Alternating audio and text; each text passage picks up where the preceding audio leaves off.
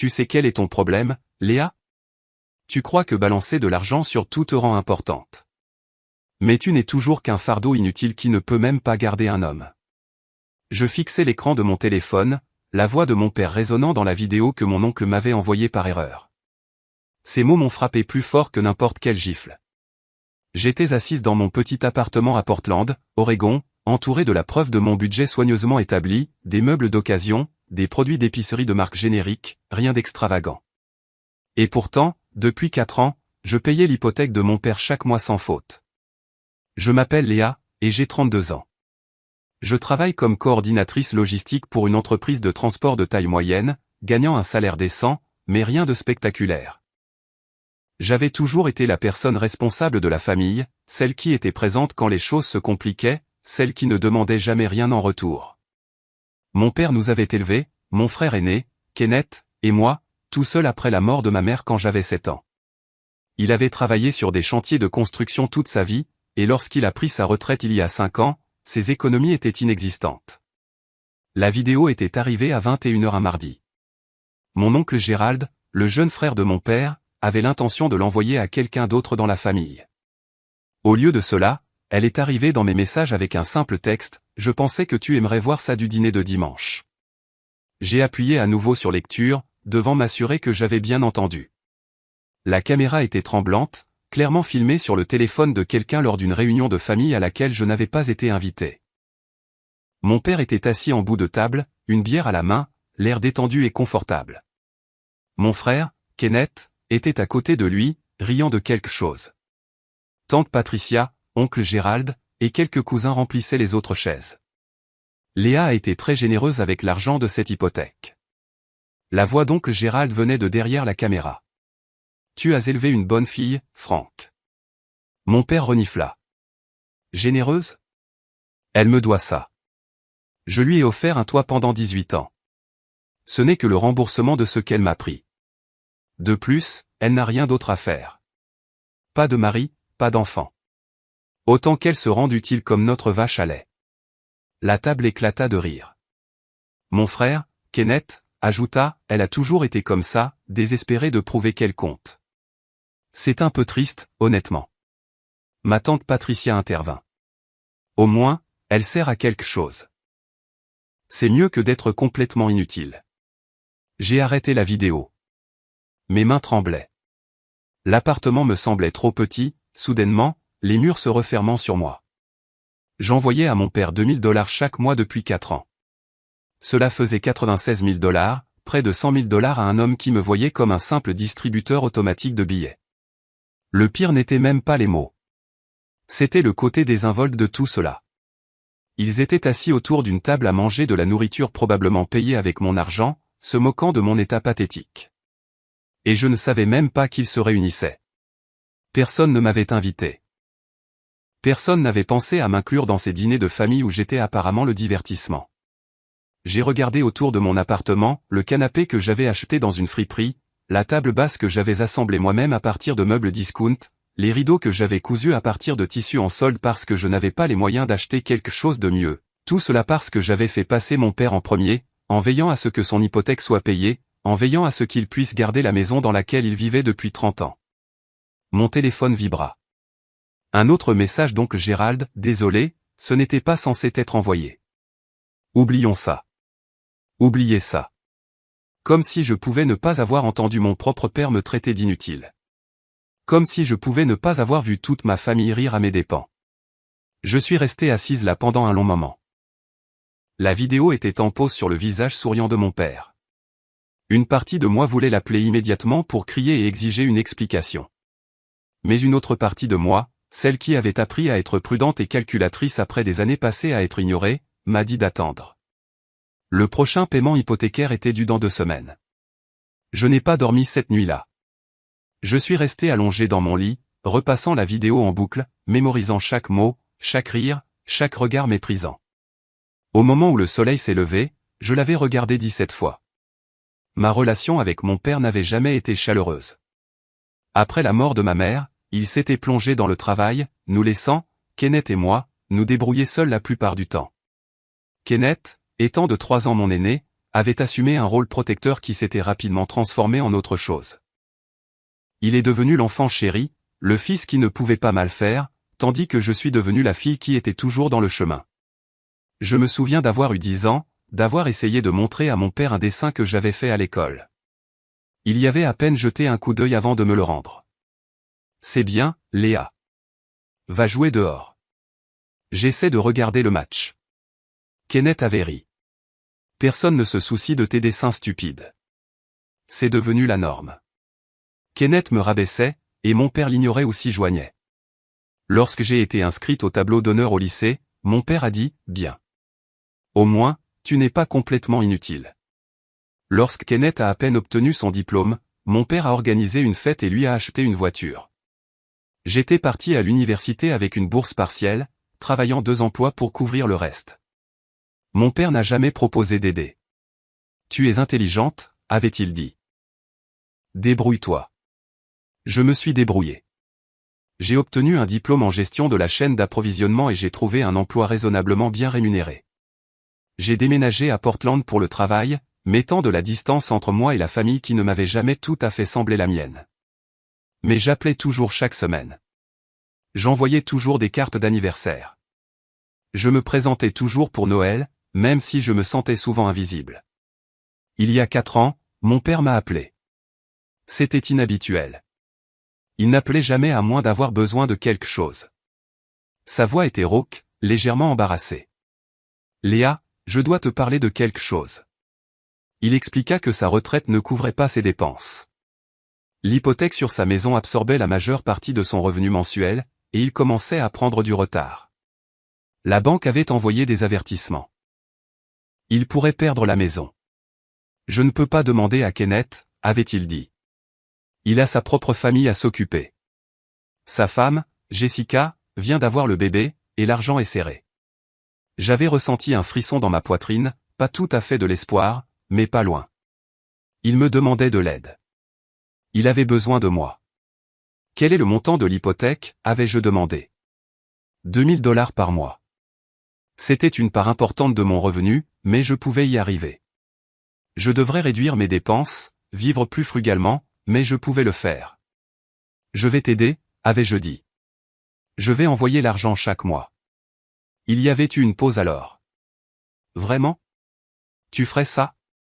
Tu es mon père. Bien sûr que je ferai ça. Eh bien, merci, Léa.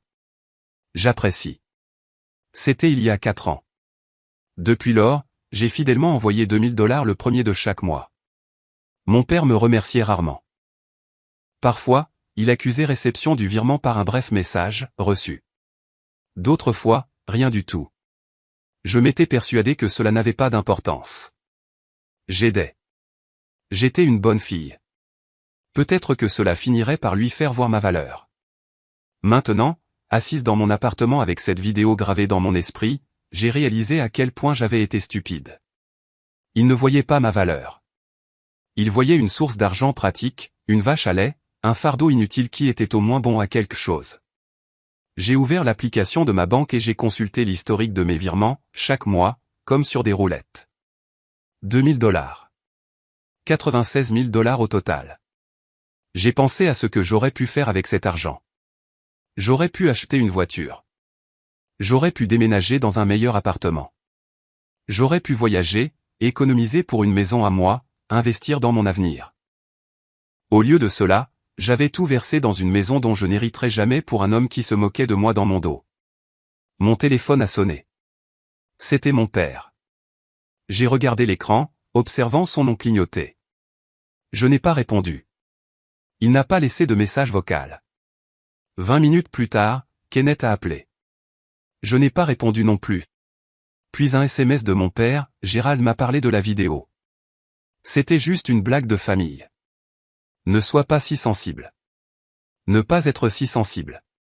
Comme si le problème était ma réaction, et non ses mots. J'ai pensé à répondre. J'ai pensé à l'appeler et à déchaîner 4 années de douleur et de colère. Mais quelque chose m'a arrêté, une petite voix dans ma tête, froide et calculatrice, a murmuré, « Attends, réfléchis. Planifie. » J'ai ouvert mon ordinateur portable et j'ai commencé à fouiller dans mes documents financiers, chaque virement, chaque courriel de confirmation, chaque échange de SMS concernant l'hypothèque. J'ai tout enregistré dans un dossier sur mon bureau. Puis j'ai fait quelque chose que je n'avais jamais fait auparavant. J'ai appelé la société de crédit hypothécaire. Bonjour, j'appelle au sujet du compte de Frank Henderson, ai-je dit, en utilisant le nom de mon père. J'ai expliqué que j'étais sa fille et que j'avais effectué des paiements en son nom. Je voulais confirmer l'état du compte. La représentante s'est montrée serviable. Le compte était en règle. Tous les paiements avaient été reçus.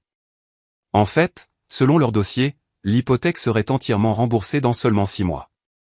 6 mois. Après 4 ans de paiement, mon père n'était plus qu'à 6 mois de posséder sa maison entièrement. Et après? Me le dirait-il même?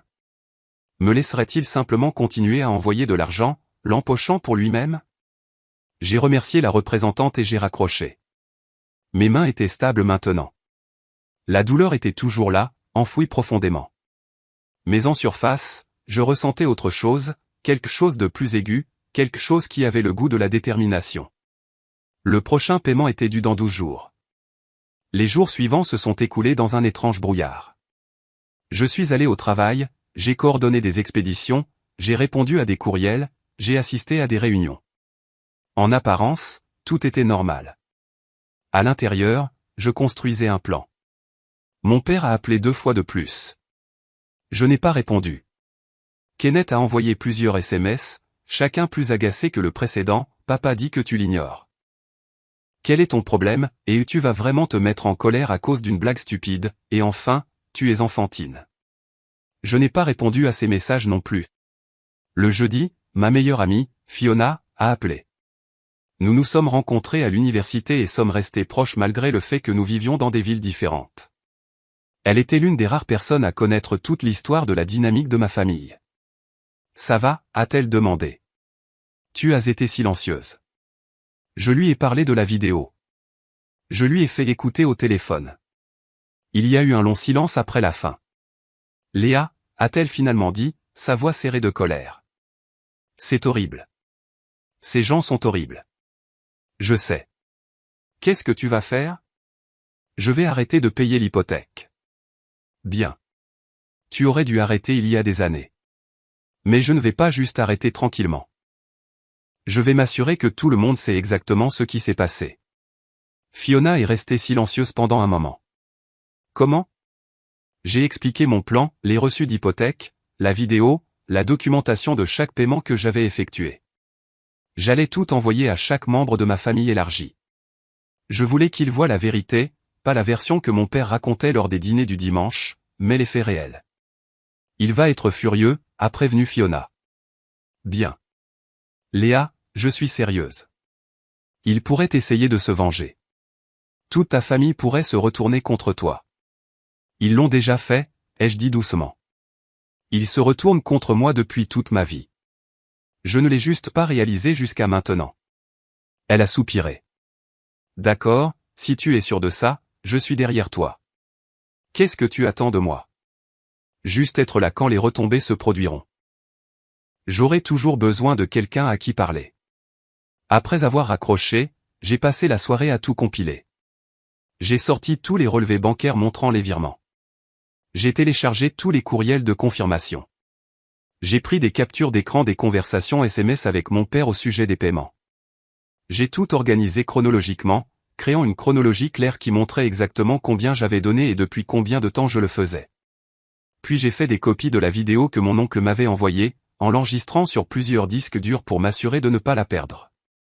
J'ai rédigé un courriel. Il a fallu plusieurs tentatives pour obtenir le bon ton. Je ne voulais pas avoir l'air hystérique ou émotive. Je voulais avoir l'air calme, factuel et indéniable. Le courriel disait, je vous écris pour partager des informations sur les paiements hypothécaires que j'ai effectués au nom de mon père au cours des 4 dernières années. Je pensais qu'il était important que tout le monde comprenne pleinement la situation. En pièce jointe, vous trouverez la documentation de chaque paiement que j'ai effectué, totalisant 96 000 $. J'ai également inclus une vidéo qui, je crois, fournit un contexte utile. Je n'effectuerai aucun paiement futur. Simple, direct, dévastateur. J'ai fait une liste de destinataires, oncle Gérald, tante Patricia, mes cousins, les amis de mon père de l'église, les voisins qu'il connaissait depuis des décennies, tous ceux qui auraient pu entendre sa version des faits, tous ceux qui auraient pu s'asseoir à ses dîners du dimanche et rire avec lui. Mais je ne l'ai pas encore envoyé. Le paiement hypothécaire n'était dû que lundi. Je voulais attendre le dernier moment possible, jusqu'à ce que mon père réalise que l'argent n'arrivait pas, jusqu'à ce qu'il commence à paniquer. Ensuite, quand il appellerait, exigeant de savoir où était son paiement, j'appuierais sur envoyer. Le week-end a été une torture. J'ai continué à vérifier mon téléphone, m'attendant à ce que mon père sente d'une manière ou d'une autre ce que je projetais, mais il n'y avait rien, un silence radio de toute la famille. Dimanche soir, j'ai fait une longue promenade dans mon quartier. Portland était magnifique au début de l'automne, les feuilles commençant tout juste à tourner, l'air vif et frais. J'ai pensé à ma mère, la seule personne qui m'ait fait me sentir aimé et voulu. Elle avait été gentille, patiente, toujours prête à faire un câlin ou à dire un mot d'encouragement. Je me suis demandé ce qu'elle penserait de ce que j'étais sur le point de faire. J'ai décidé qu'elle comprendrait. Elle avait passé sa vie à essayer de rendre mon père heureux, à essayer d'adoucir ses aspérités, à essayer de le transformer en quelqu'un capable de montrer de l'affection. Cela l'avait épuisé. Peut-être que, d'une certaine manière, elle voudrait que j'arrête de faire la même erreur. Quand je suis rentré chez moi, je me suis assise à ma table de cuisine et j'ai ouvert mon ordinateur portable. Le courriel était toujours là, attendant dans mon dossier brouillon, toutes ces pièces jointes, toute cette documentation, prête à être envoyée. Mon téléphone a sonné. Mon père. J'ai répondu cette fois. Il était temps, a-t-il dit, sa voix rauque. Tu as évité mes appels toute la semaine. J'ai été occupé. Trop occupé pour ton propre père? J'ai failli rire de l'ironie. Qu'est-ce que tu veux? Je vérifiais juste, m'assurant que le paiement sera effectué demain. L'hypothèque est due. Voilà. Pas, comment vas-tu, ou je suis désolé pour la vidéo, juste une confirmation que sa vache allait fonctionner toujours correctement. En fait, ai-je dit lentement, je voulais te parler de ça. De quoi? Je n'envoie pas le paiement ce mois-ci. Silence. Alors quoi? Je n'envoie pas le paiement. J'en ai fini. Fini? Qu'est-ce que ça veut dire? Ça veut dire exactement ce que ça veut dire. Je paie ton hypothèque depuis 4 ans, 96 000 $, et je ne le fais plus. Sa voix est devenue tranchante. Léa, ce n'est pas drôle. Ce paiement doit être effectué demain. Alors tu devras le faire toi-même. Tu ne peux pas juste arrêter. Nous avions un accord. Nous avions un accord où je t'envoyais de l'argent et tu me traitais de fardeau inutile dans mon dos. J'annule cet accord. Un autre silence, plus long cette fois. Quand il a parlé à nouveau, sa voix était différente, sur la défensive. Gérald n'aurait pas dû t'envoyer cette vidéo. Mais il l'a fait. Et maintenant je sais exactement ce que tu penses de moi. C'était juste une conversation. Des trucs de famille. Tu surréagis. Des trucs de famille? Tu m'as traité de vache à lait. Tu as dit que j'étais inutile. Tu as laissé tout le monde en rire. Écoute, je ne voulais pas dire ça comme ça. Tu déformes les choses. J'ai senti quelque chose de froid s'installer dans ma poitrine. Je ne déforme rien. J'ai entendu ce que tu as dit. J'ai vu comment tu l'as dit. Et maintenant je fais un choix. J'en ai fini d'être ta vache à lait. Léa, sois raisonnable. Où suis-je censé trouver 2000 $ d'ici demain? Je ne sais pas, et je m'en fiche. C'est ton problème maintenant. Tu es égoïste. Et voilà, l'accusation que j'attendais. Égoïste parce que vouloir un respect fondamental de mon propre père était égoïste, parce que m'empêcher d'être utilisé était égoïste. Au revoir, ai-je dit et j'ai raccroché. Mes mains tremblaient à nouveau, mais cette fois ce n'était pas de la douleur. C'était de l'adrénaline, de la conscience que je venais de franchir une ligne que je ne pourrais jamais effacer. Mon téléphone a immédiatement recommencé à sonner, mon père, puis Kenneth, puis mon père à nouveau. J'ai coupé la sonnerie et j'ai posé le téléphone face contre table. Puis j'ai ouvert mon courriel, j'ai sorti le brouillon que j'avais préparé et j'ai laissé mon curseur au-dessus du bouton envoyer. Demain matin, je regarderai le monde de mon père s'effondrer de la même manière qu'il avait fait s'effondrer le mien. Demain matin, tout le monde saurait la vérité. J'ai repensé à cette vidéo une dernière fois, le visage souriant de mon père, les rires autour de la table, la cruauté désinvolte de personnes qui n'avaient jamais une seule fois envisagé la façon dont leurs mots pourraient me blesser. J'ai cliqué sur envoyer. Les courriels sont partis à 6 heures du matin lundi matin. Je les avais programmés pour qu'ils s'envoient automatiquement, parfaitement synchronisés pour le moment où les gens consulteraient leur téléphone en buvant leur café, où ils auraient le temps de tout lire, où l'information aurait un impact maximal. Je n'ai pas dormi dimanche soir. Je suis resté allongé dans mon lit à regarder le plafond, imaginant les réactions, oncle Gérald ouvrant son courriel et voyant la vidéo qu'il m'avait accidentellement envoyée maintenant diffusée à toute la famille, tante Patricia lisant les reçus d'hypothèque, additionnant les chiffres, les amis de l'église de mon père le regardant me traiter d'inutile, l'entendant rire de m'utiliser. À 6h15 du matin, mon téléphone a commencé à vibrer. J'avais remis la sonnerie, et maintenant je regardais les notifications arriver les unes après les autres, des appels manqués, des SMS, des messages vocaux, l'équivalent numérique d'une bombe qui explosait. Je me suis préparé le petit déjeuner, des œufs brouillés et des toasts, et j'ai mangé lentement pendant que mon téléphone continuait sa danse frénétique sur le comptoir. Je n'étais pas encore prête à m'engager. Je voulais qu'ils s'assoient avec ça, qu'ils absorbent vraiment ce qu'ils avaient vu et lu. À 7 heures du matin, j'ai finalement décroché mon téléphone, 43 appels manqués, 67 SMS, 21 messages vocaux. J'ai commencé par les SMS, oncle Gérald, Léa, je suis tellement désolé. Je n'avais aucune idée que Franck ressentait ça. S'il te plaît, appelle-moi. Tante Patricia, c'est humiliant pour tout le monde. Pourquoi divulguer des affaires familiales privées comme ça? Kenneth, qu'est-ce qui ne va pas chez toi? Tu détruis cette famille à cause d'une blague stupide. Mon père, plusieurs messages, chacun plus en colère que le précédent, comment oses-tu? Petite garce vengeresse. Après tout ce que j'ai fait pour toi, tu es morte pour moi. Mais il y avait ensuite d'autres messages, ceux auxquels je ne m'attendais pas, ma cousine Julia, je n'avais aucune idée que tu payais son hypothèque. Je suis tellement désolé, Léa. Ce qu'il a dit sur toi était dégoûtant. La voisine de mon père, Madame Henderson, j'ai toujours pensé que tu étais une fille si douce. Ton père n'a jamais mentionné quoi que ce soit de tout ça. Je suis consterné par ce que j'ai vu dans cette vidéo. Quelqu'un de l'église de mon père, Franck accepte des dons de la congrégation depuis des années, prétendant qu'il avait des difficultés financières. Est-ce que tu payais ses factures pendant tout ce temps? Ce dernier message m'a fait faire une pause, des dons de l'église pendant que je lui envoyais $2000 par mois. J'ai ouvert les messages vocaux. La voix de mon père a rempli mon appartement, brute de rage. Tu crois que tu peux m'humilier comme ça? Tu crois que tu peux retourner tout le monde contre moi? Tu n'es rien, Léa. Tu n'as jamais été rien. Ta mère aurait honte de toi. Je l'ai supprimé et je suis passé au suivant. Kenneth, également furieux, tu as toujours été jalouse de ce que papa et moi avons. C'est juste toi qui essaies de tout gâcher parce que tu ne supportes pas d'être seul et misérable. Grandis un peu. Mais ensuite la voix d'oncle Gérald, plus calme, presque brisée, Léa, je te dois des excuses. J'aurais dû dire quelque chose ce soir-là. J'aurais dû te défendre. Ce que Franck a dit était mal, et j'ai eu tort de rire. Je suis désolé. Je suis resté assise avec ça pendant un moment, des excuses sincères. Ça n'arrangeait rien, mais c'était quelque chose.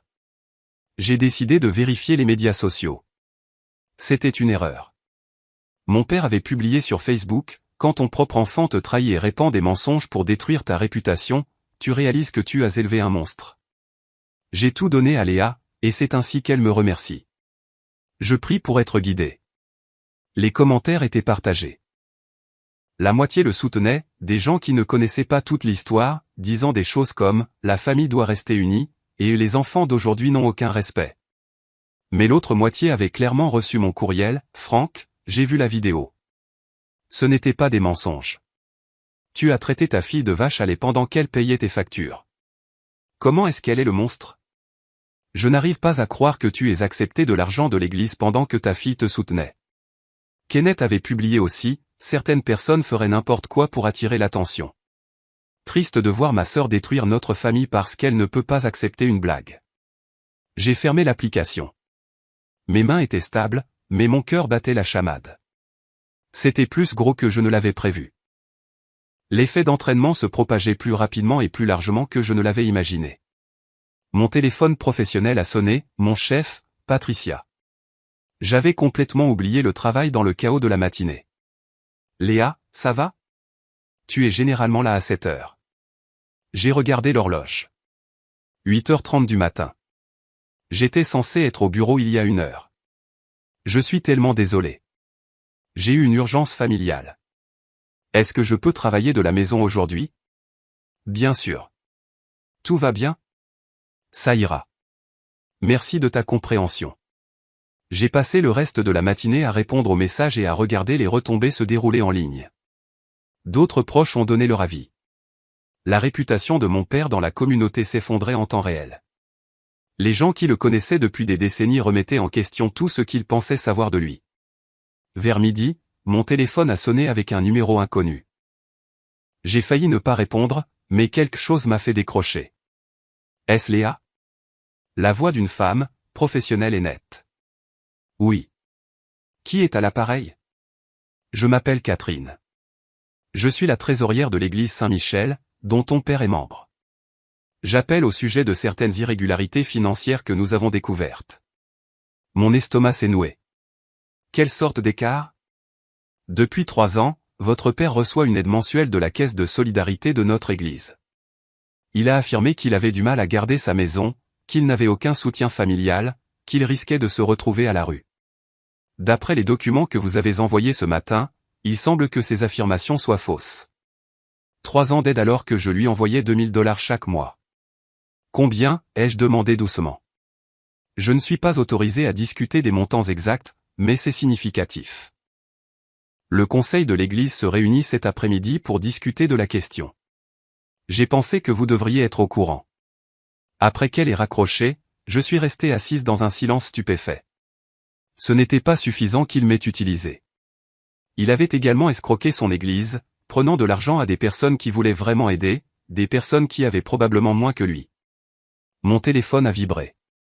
Un texto de Fiona, mon Dieu, j'ai vu tout ça se dérouler ce matin. Est-ce que ça va? Je l'ai appelée au lieu de lui répondre par texto. Défini et ça va, ai-je dit quand elle a répondu. Argument recevable. C'est plus gros que ce qu'on pensait. Il prenait de l'argent à son église, Fiona, pendant 3 ans alors que je payais son hypothèque. Tu plaisantes. J'aimerais bien. La trésorière vient de m'appeler. Fiona est restée silencieuse pendant un moment. Il est pire que ce qu'on pensait. Ouais. Comment tu te sens? J'ai réfléchi à la question. Honnêtement, je ne suis pas sûr. Une partie de moi se sent justifiée, comme si enfin les gens voyaient la vérité. Mais une partie de moi se sent coupable. Peut-être comme si je me demandais si je suis allé trop loin. Léa, non. Écoute-moi. Tu n'es pas allé trop loin. Tu as dit la vérité. C'est tout ce que tu as fait. Tout ce qui se passe maintenant, c'est la conséquence de ses actions, pas des tiennes. Elle avait raison, mais cela ne rendait pas la situation plus facile à regarder. Le soir venu, la situation avait encore empiré. La publication Facebook de mon père avait été partagée des dizaines de fois, mais les captures d'écran des reçus que j'avais envoyés l'avaient été aussi. Les gens se disputaient dans les commentaires, certains le défendant, d'autres le dénonçant. L'église avait apparemment fait une annonce pendant leur service du soir concernant le détournement de fonds, bien qu'il n'ait pas nommé mon père directement, mais tout le monde était au courant. Kenneth m'a appelé 17 fois. Je n'ai répondu à aucun de ses appels. À 21h, on a frappé à ma porte.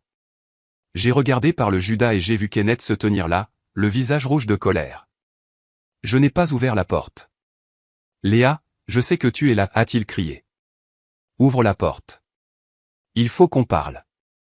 Va-t'en, Kenneth. Tu ne peux pas te cacher éternellement. Tu as tout gâché. Papa risque de perdre la maison à cause de toi. Il risque de perdre la maison parce qu'il ne peut pas payer sa propre hypothèque, ai-je rétorqué. Ce n'est pas mon problème. Espèce d'égoïste. Après tout ce que papa a fait pour nous. Qu'est-ce qu'il a fait, Kenneth? Dis-moi. Qu'est-ce qu'il a fait exactement à part fournir le strict minimum tout en me faisant sentir inutile? Il y a eu un silence. Puis, tu ne comprends pas. Tu n'as jamais compris. Papa faisait de son mieux après la mort de maman. Son mieux incluait de me traiter de fardeau. Son mieux incluait de m'utiliser pour de l'argent tout en riant avec la famille. C'était juste des paroles. Alors pourquoi es-tu si bouleversé que tout le monde l'ait entendu? Encore un silence. Puis le bruit de lui donnant un coup de pied dans ma porte. Ce n'est pas fini, Léa. J'ai attendu d'entendre ses pas s'éloigner dans le couloir avant de me permettre de respirer. Mes mains tremblaient à nouveau. Je n'avais jamais entendu Kenneth aussi en colère, jamais entendu Kenneth aussi déséquilibré. J'ai appelé la sécurité de l'immeuble et j'ai signalé l'incident. Ils m'ont assuré qu'ils garderaient un œil sur lui, que Kenneth serait prié de partir s'il revenait. Cette nuit-là, je n'ai pas pu dormir à nouveau. Je n'arrêtais pas de repasser la journée, les messages vocaux, Kenneth à ma porte. Je voulais exposer la vérité, et je l'avais fait, mais la vérité avait des dents, et maintenant tout le monde saignait. Le lendemain matin a apporté un nouveau développement que je n'avais pas anticipé. Mon téléphone a sonné à 7 heures du matin avec un autre numéro inconnu. Cette fois, c'était un avocat. Mademoiselle Henderson, je m'appelle Robert Barnes. Je représente votre père, Frank Henderson. Il m'a demandé de vous contacter concernant les éléments diffamatoires que vous avez distribués hier. Je me suis redressé dans mon lit, soudainement complètement éveillé. Des éléments diffamatoires, la vidéo et les documents financiers que vous avez envoyés à de nombreuses personnes. Votre père estime que cela constitue du harcèlement et de la diffamation. Il est prêt à engager une action en justice à moins que vous ne fassiez une rétractation publique et des excuses. J'ai failli rire. Tout ce que j'ai envoyé était vrai. J'ai des documents pour chaque paiement. La vidéo vient de mon oncle. Les propres mots de mon père. Quelle que soit la source, vous n'aviez pas le droit de distribuer des affaires familiales privées à un public aussi large. Vous avez causé un préjudice important à la réputation et au bien-être émotionnel de votre père. Sa réputation? Ma voix s'est élevée malgré mes efforts pour rester calme. Qu'en est-il de mon bien-être émotionnel? Qu'en est-il du préjudice qu'il a causé en m'utilisant pendant des années tout en se moquant de moi dans mon dos? Le ton de l'avocat est resté professionnel, détaché. Je comprends que vous soyez bouleversé, mais cela ne vous donne pas le droit de vous engager dans ce qui équivaut à une campagne de harcèlement. Votre père est disposé à être raisonnable. Présentez des excuses et nous pourrons tous aller de l'avant. Dites à mon père que s'il veut me poursuivre en justice, il devrait le faire. Chaque mot que j'ai envoyé était vrai, et j'ai des preuves pour le prouver. Je ne m'excuse pas d'avoir dit la vérité. Mademoiselle Henderson, nous avons terminé ici. J'ai raccroché. Mon cœur battait la chamade. Une action en justice. Il menaçait réellement de me poursuivre en justice parce que j'avais exposé son comportement. L'audace de la chose était presque impressionnante. J'ai immédiatement appelé Fiona. Il a engagé un avocat, ai-je dit dès qu'elle a répondu. Quoi? Déjà? J'ai expliqué la conversation. Fiona est restée silencieuse pendant un moment, puis a dit, d'accord, ne panique pas. Il bluffe. Il doit bluffer. Si cette affaire va au tribunal, tout devient public. La fraude à l'église, les paiements hypothécaires, tout. Il essaie de te faire peur pour que tu recules. Ça marche. Léa, écoute-moi. Tu as besoin de ton propre avocat juste pour être sûr. Tu veux que je me renseigne? Ouais, merci. Après avoir raccroché, je me suis préparé pour le travail, en effectuant mécaniquement ma routine matinale. J'avais pris ma journée hier, mais je ne pouvais pas me cacher éternellement. J'avais des responsabilités, des projets qui avaient besoin d'attention. Je ne pouvais pas laisser le désordre de mon père consumer toute ma vie. Le bureau était gênant. Tout le monde avait clairement entendu quelque chose. Portland n'était pas si grand, et les potins de bureau circulaient rapidement. Ma collègue Jennifer s'est approchée de moi à l'heure du déjeuner avec une expression compatissante. Et, je voulais juste dire que si tu as besoin de quoi que ce soit, je suis là. J'ai vu une partie de ce qui se passait en ligne. Merci, ai-je dit, ne sachant pas quoi dire d'autre. Pour ce que ça vaut, je pense que tu as été courageuse. Mon père était pareil. Toujours à prendre, jamais à donner. J'aurais aimé avoir le courage de lui tenir tête. Ces mots m'ont surprise. J'avais toujours pensé que Jennifer avait une famille parfaite, quelqu'un qui ne comprendrait pas à merci. Ça compte beaucoup. Le reste de la journée s'est passé dans un flou de travail et de vérifications anxieuses de mon téléphone. D'autres messages étaient arrivés, certains encourageants, d'autres en colère. Ma tante Patricia avait envoyé un long email m'accusant de détruire la famille, d'être vindicative et cruelle. Ton père a fait une erreur, a-t-elle écrit. Mais tu as complètement exagéré la situation. La famille pardonne à la famille. C'est ce que signifie l'amour. Je l'ai supprimé sans répondre. À 16 heures, j'ai reçu un autre appel de la trésorière de l'église, Catherine. Léa, je voulais te donner des nouvelles de notre situation. Le conseil s'est réuni hier soir et nous avons décidé de demander le remboursement des fonds que votre père a reçus sous de faux prétextes. Nous déposons également une plainte officielle auprès de notre siège confessionnel. Je vois. Je veux que vous sachiez que ce n'est pas de votre faute. Vous avez simplement mis la vérité en lumière. Ce que votre père a fait, mentir pour recevoir une aide dont il n'avait pas besoin, c'est de sa faute. Merci de dire ça. Il y a autre chose.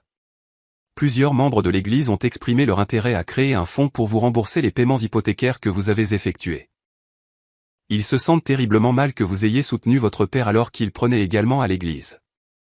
J'étais stupéfaite. C'est très gentil, mais je ne m'attends pas à. Il ne s'agit pas d'attente. Il s'agit de remettre les choses en ordre.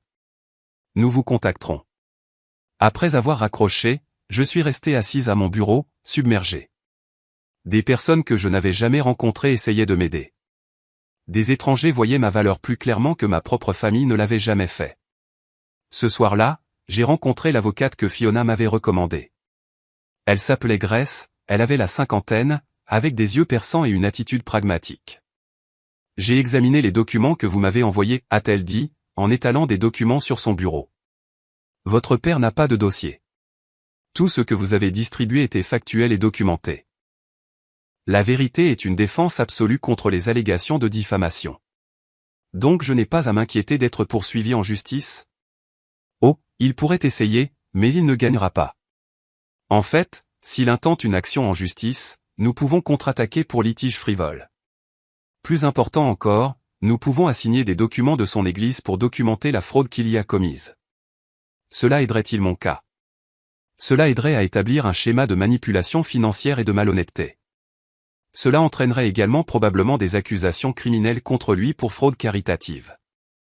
J'ai absorbé cela, accusation criminelle. Mon père pourrait réellement faire face à des conséquences juridiques au-delà de la simple embarras. Que voulez-vous faire, a demandé Grace. Je veux être préparé.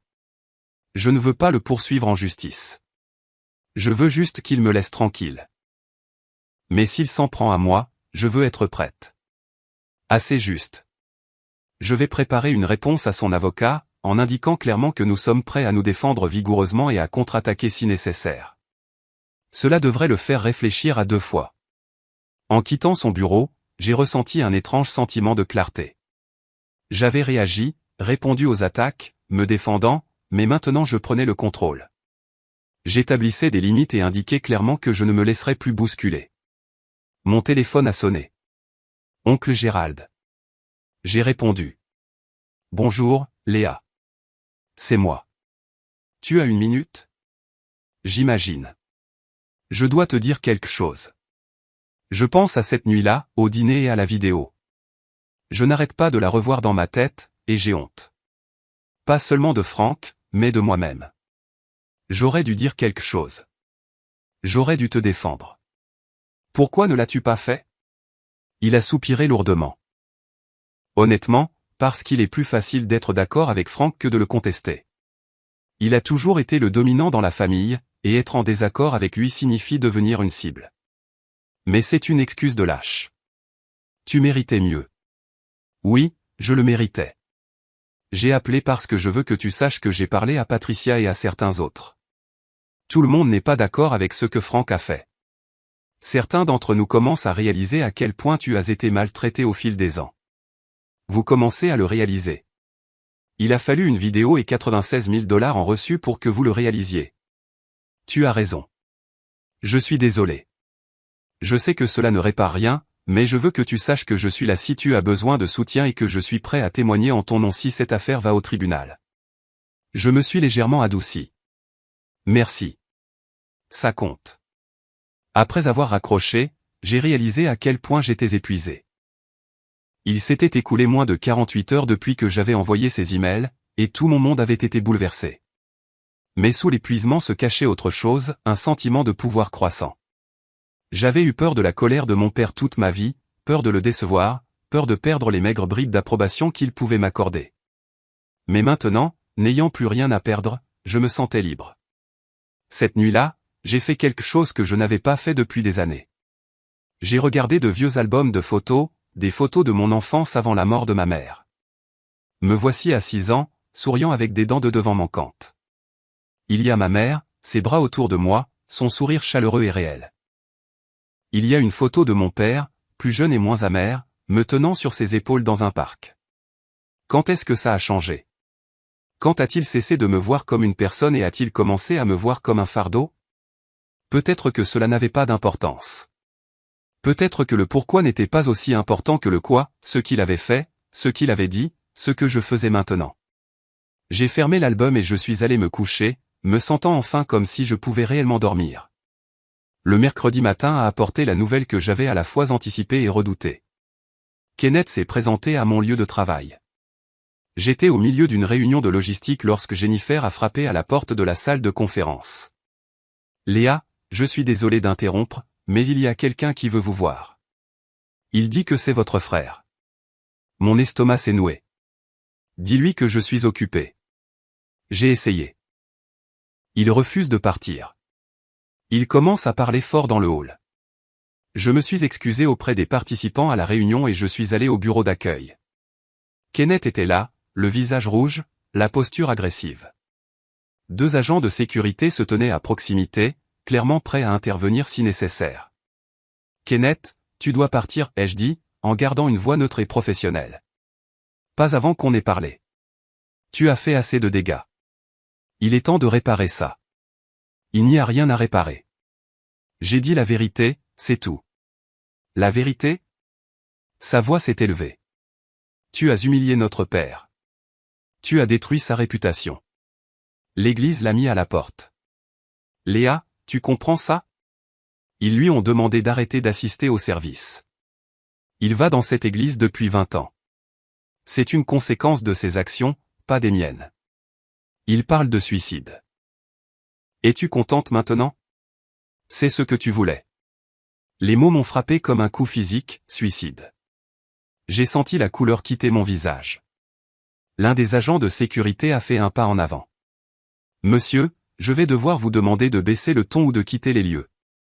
Kenneth l'a ignoré, se concentrant entièrement sur moi. Il m'a appelé hier soir en pleurant. Il a dit qu'il n'avait plus rien pour quoi vivre. C'est à cause de toi, Léa. Si quelque chose lui arrive, c'est de ta faute. J'ai retrouvé ma voix, bien qu'elle ait tremblé. Kenneth, si papa est vraiment suicidaire, il a besoin d'aide professionnelle. Ce n'est pas quelque chose que je peux réparer. Et ce n'est pas quelque chose que tu devrais utiliser comme une arme contre moi. Tout allait bien jusqu'à ce que tu décides de jouer la victime. Tout n'allait pas bien. Je payais pour une maison dont je n'hériterais jamais alors qu'il me traitait d'inutile dans mon dos. Ce n'est pas bien. L'agent de sécurité s'est rapproché. Monsieur, dernier avertissement. Partez maintenant ou nous appellerons la police. Kenneth m'a pointé du doigt, sa main tremblant. Tu vas le regretter. Quand cette famille s'effondrera, quand papa perdra tout, souviens-toi que c'est toi qui as fait ça. C'est toi qui as tout détruit. Il s'est retourné et est sorti en trombe. Je suis resté là à trembler, essayant de comprendre ce qui venait de se passer. Mes collègues avaient assisté à toute la scène. Ma patronne est apparue de son bureau, l'inquiétude se lisant sur son visage. Léa, ça va? Tu veux rentrer chez toi pour la journée? Non, ai-je dit, surprise par la fermeté de ma propre voix. Non, ça va. J'aimerais reprendre le travail. Mais ça n'allait pas. Les mots de Kenneth à propos du suicide résonnaient dans ma tête pour le reste de la journée. Mon père risquait-il vraiment de se blesser? Ou était-ce une autre manipulation, une autre tentative de me faire sentir coupable et de me faire reculer? J'ai appelé Grace, mon avocate, pendant le déjeuner. Il y a une escalade, lui ai-je dit après avoir expliqué ce qui s'était passé. Mon frère s'est présenté à mon travail, a fait une scène, m'a dit que mon père était suicidaire. C'est inquiétant. Avez-vous envisagé d'obtenir une ordonnance restrictive contre votre frère? Est-ce que cela aiderait? Cela établirait une limite légale. S'il la viole, il y a des conséquences. Cela pourrait également démontrer à votre père et à son avocat que vous êtes sérieuse quant à votre protection. D'accord, faisons-le. Je vais commencer les papiers. En attendant, documentez tout. Gardez des traces de chaque contact, de chaque menace, de chaque tentative de manipulation. Après le travail, je suis rentré chez moi en me sentant épuisé. Mon appartement avait toujours été mon sanctuaire, mais maintenant je me sentais vulnérable. Kenneth savait où j'habitais. Mon père savait où j'habitais. N'importe qui dans ma famille pouvait se pointer à tout moment. J'envisageais de chercher un nouvel endroit lorsque mon téléphone a sonné. C'était un numéro que je ne reconnaissais pas, mais quelque chose m'a poussé à répondre. Léa? Une voix de femme, plus âgée, vaguement familière. Oui, c'est moi. Margaret Simons. J'étais la meilleure amie de ta mère. Je me souvenais vaguement d'elle. Elle était là quand j'étais très jeune, elle venait souvent nous rendre visite avant la mort de ma mère. Bonjour, Margaret. J'espère que ça ne vous dérange pas que j'appelle. J'ai eu votre numéro auprès de votre oncle Gérald. J'ai suivi ce qui s'est passé, et j'avais besoin de vous contacter. Oh, ta mère serait si fière de toi. Les mots m'ont surprise. Quoi? Elle serait fière que tu t'affirmes, que tu refuses d'être traité comme Frank l'a traité. Je me suis assise lourdement sur mon canapé. Que voulez-vous dire? Margaret a soupiré. Ta mère était une femme merveilleuse, mais Frank lui a rendu la vie difficile. Il était contrôlant, dédaigneux, la faisant toujours se sentir petite. Elle est restée à cause de vous, les enfants, parce qu'elle croyait que la famille devait rester unie quoi qu'il arrive. Mais cela l'a brisée. Le stress de vivre avec quelqu'un qui la rabaissait constamment. Cela l'a usée. Je ne savais pas. Tu étais jeune. Elle a essayé de te protéger de ça. Mais Léa, je veux que tu saches quelque chose. Quelques semaines avant sa mort, elle m'a dit que si jamais il lui arrivait quelque chose, je devrais veiller sur toi. Elle craignait que Frank ne te traite comme il la traitait. Elle a dit que tu lui ressemblais tellement, gentille, généreuse, essayant toujours de plaire à des gens qui ne seraient jamais contents. Des larmes coulaient sur mon visage. Elle a dit ça? Elle l'a fait. Et elle m'a fait promettre que si tu avais jamais besoin d'aide, je serais là. Je suis désolé de ne pas l'avoir été. J'aurais dû rester en contact, j'aurais dû prendre de tes nouvelles. Mais je suis là maintenant. Et je veux que tu saches que ce que tu as fait, exposer la vérité, cela a demandé du courage. Ta mère n'a jamais eu ce courage, et cela lui a coûté cher. Mais toi, tu l'as. Nous avons parlé pendant une autre heure. Margaret m'a raconté des histoires sur ma mère que je n'avais jamais entendues, a comblé des lacunes dans ma mémoire, m'a aidé à comprendre la femme que j'avais perdue si jeune. Au moment où nous avons raccroché, je me sentais à la fois plus triste et plus forte, triste pour ma mère, pour ce qu'elle avait enduré, plus forte en sachant que je brisais un cycle, refusant d'être une autre femme broyée par la cruauté de mon père. Cette nuit-là, j'ai reçu un email de l'église. Ils avaient terminé leur enquête et déterminé que mon père avait frauduleusement obtenu environ 48 000 $ sur 3 ans. Ils exigeaient le remboursement intégral et avaient transmis l'affaire aux autorités locales pour une éventuelle poursuite pénale. 48 000 $. Ajouté aux 96 000 $ que j'avais payés, cela signifiait que mon père avait reçu près de 150 000 $ tout en prétendant être démuni.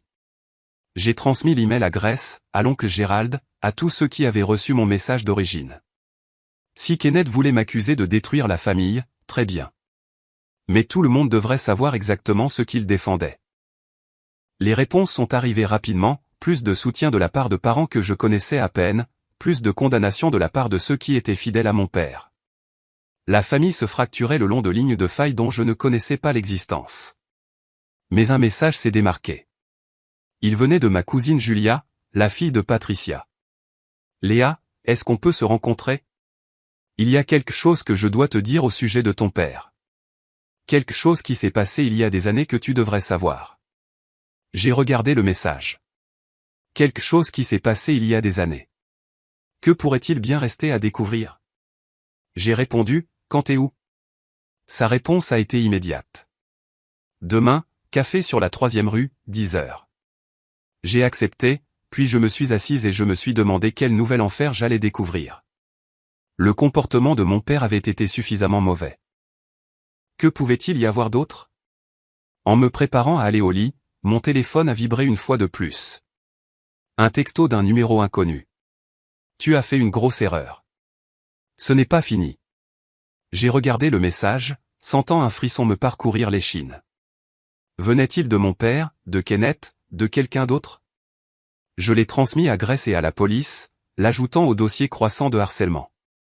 Puis j'ai éteint mon téléphone et je me suis allongé dans l'obscurité, écoutant chaque bruit, me demandant quand le prochain coup allait arriver et de quelle direction. Le sommeil n'est pas venu facilement, mais quand il est finalement venu, j'ai rêvé de ma mère.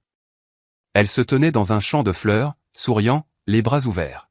« Allez, disait-elle. Tu es presque au bout. Juste un peu plus loin. » Je me suis réveillé en pleurant, mais pour la première fois depuis des jours, ce n'était pas uniquement des larmes de chagrin. Il y avait aussi du soulagement. Le soulagement d'avoir enfin trouvé le courage de cesser d'être la victime de mon père. Quoi qu'il arrive ensuite, je l'affronterai debout. Je suis arrivé au café 15 minutes en avance, trop anxieuse pour attendre à la maison. J'ai commandé un latte dont je n'avais pas vraiment envie et je me suis assise à une table d'angle d'où je pouvais voir la porte. Mon esprit s'emballait avec des possibilités sur ce que Julia pourrait me dire. Elle était la fille de Patricia, 28 ans, et nous n'avions jamais été particulièrement proches. Nos interactions s'étaient limitées à des réunions de famille maladroites où elle m'ignorait surtout. Elle est entrée à exactement 10 heures, l'air nerveux. Ses yeux ont balayé la pièce jusqu'à ce qu'il me trouve, et elle s'est dirigée vers moi, serrant son sac à main comme un bouclier. « Merci de m'avoir rencontré, dit-elle en s'asseyant en face de moi. De quoi s'agit-il, Julia? Elle a pris une profonde inspiration. Je dois te raconter quelque chose qui s'est passé quand j'avais 16 ans, quelque chose impliquant ton père. Ma poitrine s'est serrée.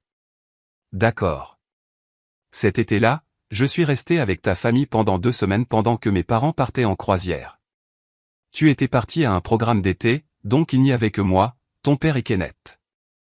Elle a fait une pause, ses mains se tordant ensemble. Ton père? Il me mettait mal à l'aise. Il faisait des commentaires sur la façon dont je me développais, sur mon apparence dans mon maillot de bain. Une nuit, il est entré dans la chambre d'amis pendant que je dormais et s'est assis sur le bord du lit. Il a posé sa main sur ma jambe et a commencé à la remonter. Je me suis senti malade. Léa, j'ai crié. Kenneth a entendu et est arrivé en courant et ton père est parti. Le lendemain matin, il a agi comme si de rien n'était. Quand j'en ai parlé à ma mère, elle a parlé à ton père et il a tout nié, a dit que j'avais fait un cauchemar, que j'étais confuse. Ma mère l'a cru, ou elle a fait semblant. Quoi qu'il en soit, elle m'a dit de ne plus jamais en parler, que cela déchirerait la famille. Je suis tellement désolé. Je n'en avais aucune idée. Comment aurais-tu pu le savoir? Tu n'étais pas là. Mais Léa, quand j'ai vu cette vidéo, quand je l'ai vu te traiter de bonne à rien, te traiter comme une ordure, j'ai réalisé que je le protégeais en restant silencieuse, et je ne peux plus le faire. Si cela va au tribunal, si son avocat essaie de le dépeindre comme une victime, je suis prête à témoigner de ce qu'il m'a fait. J'ai tendu la main à travers la table et j'ai pris la sienne. Merci de me l'avoir dit. Il t'a fallu du courage. Ma mère est furieuse. Elle dit, je trahis la famille, j'invente des histoires pour blesser ton père, mais je n'invente rien, et j'en ai marre de faire semblant. Après le départ de Julia, je suis restée assise au café pendant encore 1 heure, à digérer ce qu'elle m'avait dit. Mon père n'était pas seulement manipulateur financièrement et abusif émotionnellement. Il était prédateur. L'homme qui m'avait élevé, que j'avais passé des années à essayer de plaire, avait fait ça à une jeune fille de 16 ans. J'ai appelé Grace immédiatement. Nous devons nous rencontrer. Il y a eu un développement. Cet après-midi-là, j'étais assise dans le bureau de Grace et je lui ai raconté tout ce que Julia avait partagé. L'expression de Grace s'est assombrie pendant que je parlais. Cela change les choses, dit-elle quand j'ai terminé. Si ton père engage une action en justice contre toi, et que Julia témoigne de son comportement, cela détruit complètement sa crédibilité. Plus que cela, selon le délai de prescription, il pourrait faire face à des accusations criminelles pour ce qu'il lui a fait. Julia est prête à témoigner, me dit-elle. Bien. Je vais la contacter et obtenir une déclaration formelle. En attendant, je vais envoyer une lettre à l'avocat de ton père décrivant ce que nous savons. Parfois, la menace d'exposition suffit à faire reculer les gens. J'ai quitté le bureau de Grèce en me sentant à la fois justifié et profondément perturbé. Chaque couche que j'enlevais révélait quelque chose de pire en dessous. Mon père n'était pas seulement un mauvais parent. Il était dangereux. Ce soir-là, j'ai reçu un appel de l'oncle Gérald. Léa, nous devons parler de Franck. Quoi de lui? Il est mal en point. Il boit beaucoup, ne quitte pas la maison. Je suis allé voir comment il allait aujourd'hui et l'endroit est un désastre. Il parle de la maison étant saisie, de n'avoir plus rien. C'est lui qui a choisi de ne pas payer son hypothèque, Gérald. Ce n'est pas ma responsabilité. Je sais. Je ne te demande pas de l'aider financièrement, mais Léa, c'est mon frère. Malgré tout, je suis inquiet pour lui. Alors, qu'est-ce que tu attends de moi?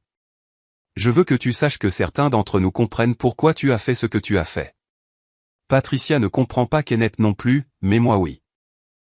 Et je veux que tu saches que quoi qu'il arrive ensuite, tu as du soutien dans cette famille. Ces mots signifiaient plus que je ne l'avais prévu. Merci. Il y a autre chose.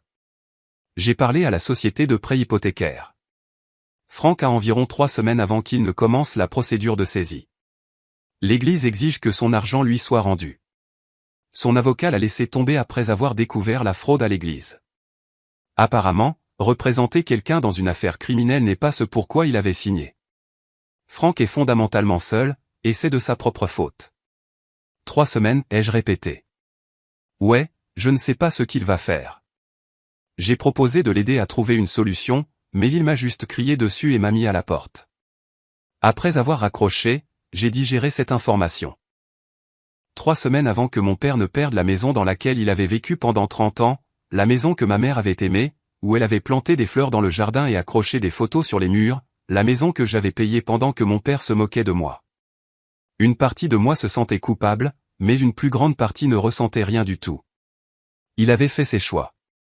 Maintenant, il vivrait avec. Le lendemain matin, j'ai reçu une lettre recommandée. Elle venait de mon père, écrite à la main, l'écriture tremblante. Léa, je t'écris pour te demander pardon. Je sais que je t'ai blessé. Je sais que ce que j'ai dit était mal. Je t'en supplie, fais preuve de clémence. Aide-moi à sauver la maison. Et je te promets que les choses seront différentes. Je me rattraperai auprès de toi. S'il te plaît, je suis ton père. Je l'ai lu 2 fois, à la recherche d'un remords sincère, d'une reconnaissance des années de souffrance qu'il avait causées. Mais tout ce que j'ai vu, c'était du désespoir et de la manipulation. Il n'était pas désolé de ce qu'il avait fait. Il était désolé de s'être fait prendre. J'ai répondu par écrit, en restant simple. Je te pardonne pour ma propre tranquillité d'esprit, pas parce que tu le mérites. Mais le pardon ne signifie pas la réconciliation, et il ne signifie pas que je vais te sauver des conséquences de tes actes. Tu m'as traité de bonne à rien. Tu t'es servi de moi. Tu as commis une fraude. Ce sont tes choix et ce sont tes conséquences. Au revoir. Je l'ai posté cet après-midi-là et j'ai senti un poids se soulever de mes épaules. J'avais passé tellement de temps à rechercher son approbation, son amour, son respect. Maintenant, j'en avais fini de chercher quoi que ce soit auprès de lui. Le week-end est arrivé et j'ai enfin eu le temps de respirer. Fiona est venue de Gênes pour passer le samedi avec moi. Nous sommes allés faire de la randonnée à Forest Park, les sentiers encore humides des pluies récentes, l'air vif et propre. Comment vas-tu vraiment, me demanda-t-elle en marchant. Honnêtement, je me sens libre. Épuisé, mais libre. Aucun regret d'avoir dénoncé ton père? Non. Pour toutes les années que j'ai perdues à essayer de gagner son amour? Peut-être. Tu ne peux pas regretter d'être une bonne personne, Léa. C'est ce que tu es. Ce n'est pas de ta faute si ton père n'a pas su l'apprécier. Nous avons marché en silence pendant un moment et j'ai réalisé qu'elle avait raison. Je n'avais rien fait de mal en étant gentille, en essayant d'aider. La faute incombait entièrement aux personnes qui avaient profité de cette gentillesse. Le lundi matin a apporté la confrontation que j'attendais. J'étais au travail quand Grace m'a appelé. L'avocat de ton père m'a contacté. Eh bien, son nouvel avocat. Apparemment, il a trouvé quelqu'un qui était prêt à prendre son affaire. Que veulent-ils? Ils menacent de déposer une plainte pour infliction intentionnelle de détresse émotionnelle et diffamation. Ils affirment également que tu as orchestré une campagne pour détruire sa réputation et ses moyens de subsistance. Quelle est la date du procès? Il n'y en a pas encore. Tout cela est une posture. Ils veulent que tu acceptes un règlement, que tu rétractes tout et que tu paies des dommages et intérêts. Combien? Ils demandent 50 000 $ et des excuses publiques. J'ai failli rire. 50 000 $ après qu'il m'ait pris 96 000 $ et 48 000 $ à l'église. Je sais que c'est absurde. J'ai préparé notre réponse. Nous n'accepterons aucun règlement. S'ils veulent porter cette affaire devant les tribunaux, nous contre-attaquerons pour les paiements hypothécaires que tu as effectués, plus les intérêts et les dommages moraux. Nous citerons également Julia à comparaître, ainsi que toute autre personne disposée à témoigner de son comportement. Quand nous aurons terminé, il souhaitera ne jamais avoir déposé de plainte. Fais-le. Tu es sûr? Cela pourrait devenir compliqué. Je suis sûr. J'en ai fini d'avoir peur de lui. Grace a envoyé la réponse cet après-midi-là. Le lendemain, j'ai reçu un message vocal de mon père. Sa voix était pâteuse, clairement ivre. Tu te crois si intelligente, n'est-ce pas? Tu crois avoir gagné? Tu n'as pas gagné. Tu vas le regretter, Léa. Tu vas voir ce qui se passe quand tu tournes le dos à ta famille. Tout ce que tu as fait, ça va te retomber dessus. Tu m'entends? Tout. J'ai enregistré le message vocal et je l'ai transféré à Grace et à la police. Il est allé dans le dossier avec tout le reste, le texto menaçant, l'explosion de Kenneth sur son lieu de travail, le harcèlement qui s'accumulait depuis que j'avais envoyé ces courriels. Cette semaine-là, les nouvelles locales ont repris l'histoire. Quelqu'un les avait informés de l'affaire de fraude à l'église, et ils ont publié un article à ce sujet. Ils n'ont pas nommé mon père directement, mais ils ont mentionné un membre de l'église de longue date qui avait fraudé le fonds de difficultés financières tout en recevant un soutien financier de sa fille. Il n'a pas fallu longtemps aux gens pour faire le lien. La page Facebook de mon père a explosé. Des personnes qui l'avaient défendu auparavant se retournaient maintenant contre lui. D'anciens amis ont commenté avec leurs propres histoires sur les fois où il avait emprunté de l'argent et ne l'avait jamais remboursé, les fois où il avait fait des commentaires inappropriés, les fois où il avait montré son vrai caractère. Le portrait qui se dégageait était celui d'un homme qui manipulait les gens depuis des décennies. Kenneth a essayé de contrôler le récit, en publiant sa propre version des faits. Ma sœur est vindicative et cruelle. Elle déforme les faits pour détruire notre père parce qu'elle est amère à cause de ses propres échecs. Ne croyez pas ces mensonges. Mais il était trop tard. La vérité était sortie, documentée et indéniable. Les publications de Kenneth le faisaient paraître désespéré et stupide. Le jeudi, j'ai reçu un courriel de la société de prêt hypothécaire. Ils avaient entamé la procédure de saisie de la maison de mon père. La première date de vente aux enchères était fixée dans 6 semaines. S'ils ne pouvaient pas trouver le montant total dû, plus les frais, la maison serait vendue. J'ai ressenti une pointe de quelque chose. Pas tout à fait du regret, mais une sorte de tristesse pour ce qui aurait pu être. Cette maison avait appartenu à ma mère. Elle l'avait aimée, et maintenant elle allait disparaître. Une autre victime des choix de mon père. Ce soir-là, tante Patricia a appelé. J'ai failli ne pas répondre, mais la curiosité a pris le dessus. Léa. Sa voix était froide. Je dois te parler de ce que tu as fait à cette famille. Ce que j'ai fait? J'ai dit la vérité. Tu as détruit la vie de ton père. Il perd sa maison à cause de toi. Il perd sa maison parce qu'il ne peut pas payer son hypothèque. Je ne suis pas responsable de cela. Tu l'as payé et tu as arrêté. Oui, après avoir découvert qu'il me traitait de bonne à rien tout en utilisant mon argent, après avoir découvert qu'il volait aussi son église, après avoir appris ce qu'il avait fait à Julia. Patricia s'est tue pendant un moment. Julia ment à ce sujet. Est-ce qu'elle ment? Ou refuses-tu simplement de croire que ton frère pourrait faire quelque chose d'aussi horrible? Franck ne ferait jamais ça. Il l'a fait, Patricia. Et tu le savais. Tu le savais à l'époque. Et tu as choisi de le protéger au lieu de ta propre fille. Comment vis-tu avec ça? Tu n'as pas le droit de me juger. Je ne te juge pas. Je ne fais qu'énoncer des faits. Tu as choisi ton frère au lieu de ta fille. C'est ton problème. Elle a raccroché sans dire un mot de plus. Je suis resté assise là, le téléphone à la main, et j'ai réalisé que je ne ressentais rien. Pas de colère, pas de satisfaction, juste le vide à l'endroit où ma famille était autrefois. Le lendemain, Julia m'a appelé. Est-ce que ma mère t'a contacté? Elle l'a fait. Elle le défend toujours. Je sais. Elle m'a dit que si je témoigne contre lui, je ne suis plus la bienvenue chez elle. Ma propre mère le choisit à ma place. Je suis désolé, Julia. Ne le sois pas. C'est clarifiant. En fait, je sais où j'en suis maintenant. Et Léa, je vais témoigner, même si cela signifie perdre ma mère. Cela se termine maintenant. Son courage m'a donné de la force. Nous ne nous battions plus seulement pour nous-mêmes. Nous nous battions pour tous ceux que mon père avait blessés, tous ceux qu'il avait manipulés, tous ceux qu'il avait convaincus qu'ils étaient inutiles alors qu'ils prenaient tout ce qu'ils avaient à donner. Le samedi après-midi, je faisais mes courses quand j'ai littéralement croisé mon père. Il était dans le rayon des spiritueux, un chariot rempli de bière et de whisky bon marché. Il avait l'air terrible, non rasé, les yeux creux, ses vêtements froissés et tachés. Léa, sa voix était rauque. J'ai hoché la tête en signe d'accusé de réception, mais j'ai continué à marcher. Il m'a suivi. Nous devons parler. Non, nous n'avons pas besoin de parler. S'il te plaît, juste 5 minutes. Contre mon meilleur jugement, je me suis arrêté. Quoi? J'ai besoin de ton aide. Je sais que j'ai fait une gaffe. Je sais que j'ai dit des choses que je n'aurais pas dû dire, mais je suis ton père. Tu ne peux pas simplement me laisser tout perdre. Tu t'es fait ça à toi-même. L'église exige de l'argent que je n'ai pas. La banque saisit la maison. Kenneth ne veut pas m'aider. Il dit que je l'ai mis dans l'embarras. Je n'ai plus personne.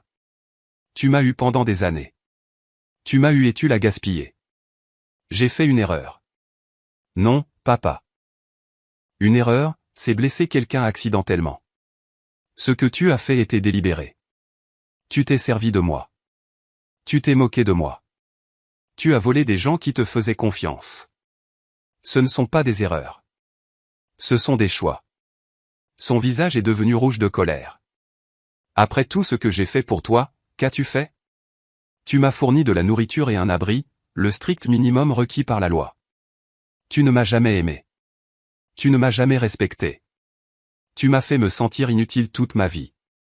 Et puis tu as eu l'audace de profiter de ma gentillesse. Tu es comme ta mère, faible, toujours à jouer la victime. Les mots auraient dû blesser, mais ils ne l'ont pas fait. Non, je ne suis pas comme maman. Elle est restée et t'as laissé la briser. Je m'en vais. Je suis parti. Il m'a appelé, sa voix s'élevant, faisant en sorte que les autres clients me regardent. C'est ta faute. Tout ce qui arrive est de ta faute. Tu m'entends, Léa? Tout est de ta faute. J'ai continué à marcher, hors du magasin, dans le parking, dans ma voiture. Mes mains tremblaient quand j'ai démarré le moteur, mais pas de peur, de soulagement. Je lui avais tenu tête. J'avais dit ce que j'avais besoin de dire, et j'étais parti. Ce soir-là, j'ai reçu un message Facebook de quelqu'un que je ne connaissais pas. Je suis allé à l'école avec ton père. C'était déjà un tyran à l'époque. Je suis content que quelqu'un lui ait enfin tenu tête. Tu es courageuse. D'autres messages sont arrivés. Des gens partageant leurs propres histoires de la cruauté de mon père, de sa manipulation, de son comportement de privilégié. Un portrait se dégageait d'un homme qui avait été ainsi toute sa vie, qui avait blessé personne après personne et qui n'avait jamais fait face aux conséquences. Jusqu'à maintenant. La date du procès a été fixée dans 3 semaines. En attendant, la situation de mon père a continué de se détériorer. La saisie a progressé. L'Église a déposé une plainte officielle auprès des autorités locales, et un détective m'a contacté pour me poser des questions sur les paiements hypothécaires que j'avais effectués. Nous montons un dossier pour fraude caritative, a-t-il expliqué. Votre père a sciemment déformé sa situation financière pour recevoir des fonds auxquels il n'avait pas droit. C'est un crime. Que arrive-t-il s'il est reconnu coupable? Selon le montant et ses antécédents criminels, il pourrait faire de la prison. Il est plus probable qu'il obtienne une probation et qu'il soit tenu de verser une indemnisation. Prison. Mon père pourrait vraiment aller en prison. Une partie de moi pensait qu'il le méritait. Une autre partie se sentait mal à l'aise avec cette idée, même après tout ce qu'il avait fait. Fiona m'a posé la même question que Grace. Aucun regret. Non, ai-je dit, et je le pensais. Il a fait ses choix. J'ai juste fait en sorte que tout le monde soit au courant. La semaine avant la date du procès, j'ai reçu une lettre de Kenneth. Elle était longue, décousue, pleine d'accusations et de supplications. Il affirmait que j'avais détruit la famille, que j'étais vindicative et cruelle, que je devrais avoir honte. Mais à la fin, il y avait une ligne qui a attiré mon attention. Papa ne va pas s'en sortir. J'espère que tu pourras vivre avec ça. Je l'ai appelé, ce que je n'avais pas fait depuis que tout cela avait commencé. Qu'est-ce que tu voulais dire par là? Ai-je demandé quand il a répondu, à propos de papa qui ne s'en sortait pas exactement ce que j'ai dit. Il se noie dans l'alcool. Il parle d'y mettre fin. C'est ce que tu voulais, n'est-ce pas, Kenneth? Si papa est vraiment suicidaire, il a besoin d'une aide professionnelle. Mais je ne suis pas responsable de ses choix. Tu l'as poussé à ça. Non, je me suis défendu contre les abus. Il y a une différence. Et tu sais quoi? Tu en faisais partie. Tu étais assis à cette table et tu as ri quand papa m'a traité de bonne à rien. Tu as passé toute notre vie à me rabaisser pour te sentir mieux. Alors ne m'appelle pas et n'agis pas comme si tu étais inquiet pour papa alors qu'en réalité tu es juste en colère parce que ton voyage gratuit prend fin. Voyage gratuit? De quoi parles-tu?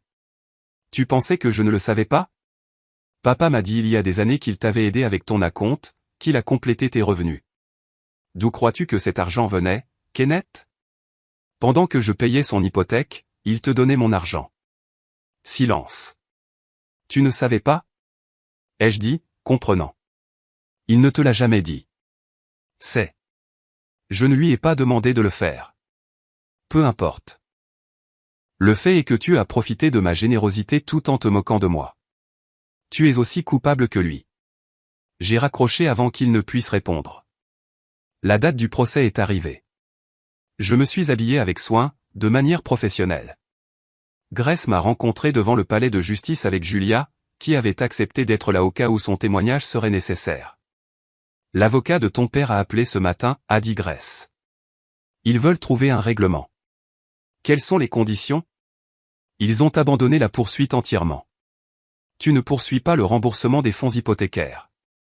Tout le monde s'en va. Et les accusations de fraude à l'église, celles-là sont criminelles. Elles vont de l'avant de toute façon. J'y ai réfléchi.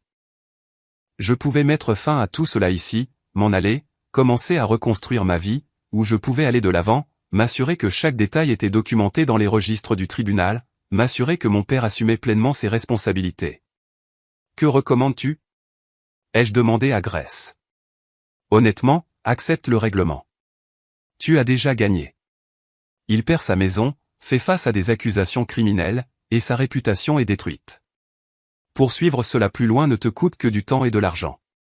J'ai regardé Julia. Qu'en penses-tu? Je pense que tu devrais faire ce qui est juste pour toi, a-t-elle dit. Mais Léa, tu l'as déjà dénoncé. Tu as déjà fait en sorte que les gens connaissent la vérité. Il est peut-être temps de laisser le système juridique s'occuper du reste. J'ai hoché la tête lentement. D'accord, dis-leur que nous acceptons. L'audience a été brève. Les deux parties ont reconnu le règlement. Le juge a rejeté l'affaire. Mon père était assis à la table de la défense, l'air plus petit que je ne l'avais jamais vu. Il ne m'a pas regardé une seule fois. À l'extérieur du palais de justice, des journalistes attendaient. L'histoire avait attiré suffisamment d'attention locale pour qu'ils veuillent des commentaires. Grace m'avait préparé à cela. Mademoiselle Henderson, que pensez-vous du résultat d'aujourd'hui? A demandé un journaliste, me poussant un micro au visage. Je suis soulagé que ce soit fini. Je n'ai jamais voulu poursuivre mon père ou traîner ça devant les tribunaux. Je voulais juste dire la vérité sur ce qui s'est passé. C'est tout ce que j'ai jamais voulu. Votre père fait face à des accusations criminelles pour fraude caritative. Pensez-vous que la cause de l'Église est justifiée? Je pense que l'Église a tout à fait le droit de poursuivre le remboursement des fonds obtenus frauduleusement. Je pense aussi que quiconque prétend avoir besoin d'aide devrait réellement avoir besoin d'aide. Quel message avez-vous pour les autres dans des situations similaires? J'ai fait une pause, réfléchissant. Je dirais que la famille ne se limite pas au sang. Il s'agit de respect, d'amour et de soutien. Et si vous ne recevez pas ces choses, il est normal de s'en aller. Vous ne devez pas votre loyauté aux gens simplement parce que vous êtes liés. Vous méritez mieux que d'être utilisé. L'entrevue était terminée en 5 minutes, mais le clip a été diffusé ce soir-là aux nouvelles locales. Mon téléphone a explosé de messages, certains de soutien, d'autres en colère, mais j'avais cessé de me soucier de ceux qui étaient en colère. J'avais dit ma vérité.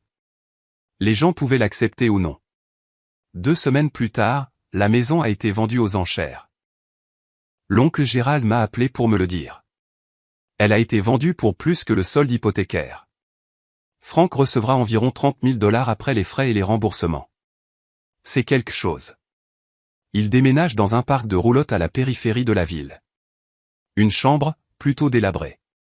C'est tout ce qu'il peut se permettre. J'ai ressenti cette pointe de tristesse à nouveau, mais je l'ai écartée. Comment va-t-il? Il boit toujours, est toujours en colère, te blâme toujours pour tout. Je ne pense pas que ça va changer. Probablement pas. La cause de l'Église a progressé. Mon père a finalement plaidé coupable à une accusation réduite et a été condamné à 2 ans de probation et à la restitution complète des 48 000 $. Il rembourserait cela pendant des années, probablement le reste de sa vie. Kenneth a cessé de me contacter complètement. Patricia a envoyé un dernier courriel. J'espère que tu es heureuse. Tu as détruit cette famille. Je l'ai supprimée sans répondre, mais d'autres relations se sont renforcées. Julia et moi sommes devenus proches, nous lions d'amitié grâce à nos expériences partagées. L'oncle Gérald prenait régulièrement de mes nouvelles, essayant clairement de compenser des années de silence. Même certains des anciens amis de mon père ont contacté pour s'excuser d'avoir cru à sa version des faits. 3 mois après que tout ait explosé, on m'a offert une promotion au travail. Un meilleur salaire, plus de responsabilités, un bureau d'angle avec vue. J'ai accepté immédiatement. Fiona est venue pour célébrer avec moi. Nous sommes allés dans un bon restaurant, avons commandé du vin, nous sommes permises de profiter du moment. Au nouveau départ, a-t-elle dit en levant son verre. Au nouveau départ. Pendant que nous mangions, j'ai réfléchi à tout ce qui s'était passé. La douleur, la trahison, l'exposition, les retombées. Ça avait été brutal. Mais j'avais survécu. Plus que survécu. J'étais devenue plus forte, plus consciente de qui j'étais et de ce que je méritais. 6 mois plus tard, j'ai croisé mon père une dernière fois. J'étais à nouveau à l'épicerie, et il était là, plus âgé et plus usé. Il m'a vu, mais ne s'est pas approché. Au lieu de cela, il s'est retourné et s'est éloigné rapidement, les épaules voûtées, le regard baissé. Je l'ai regardé partir et je n'ai rien ressenti. Ni colère, ni satisfaction, ni tristesse, juste rien. Il était devenu un étranger pour moi, quelqu'un que j'avais connu. Ce soir-là, j'ai sorti la boîte de photos que j'avais regardée il y a des mois, les photos de ma mère, de la famille que nous étions autrefois. J'ai passé beaucoup de temps à les regarder, à dire au revoir au passé que j'avais porté pendant si longtemps.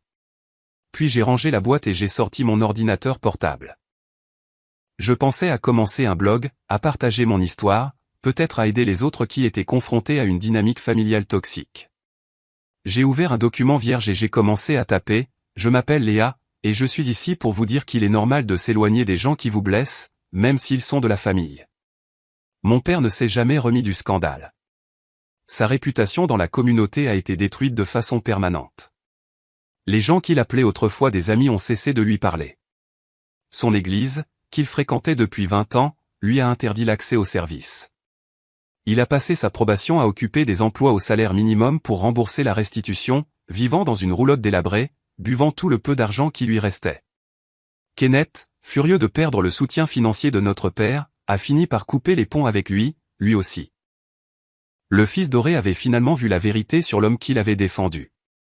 Mon père est mort seul 3 ans plus tard, d'une insuffisance hépatique, résultat d'années de forte consommation d'alcool. Je n'ai pas assisté aux funérailles.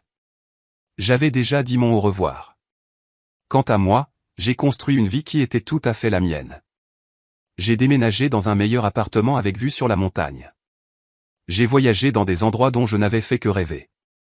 J'ai investi en moi-même, en thérapie, en loisirs, en amitié réciproque et saine.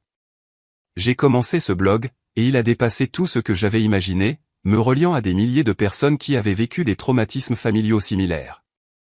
En regardant en arrière mon parcours de vengeance, je ne ressens ni culpabilité ni regret. Je ressens de la liberté. Parfois, la chose la plus courageuse que vous puissiez faire est d'arrêter de laisser les gens vous rabaisser. Parfois, la chose la plus gentille que vous puissiez faire pour vous-même est de vous éloigner de ceux qui ne verront jamais votre valeur. J'ai dit la vérité et la vérité m'a libéré.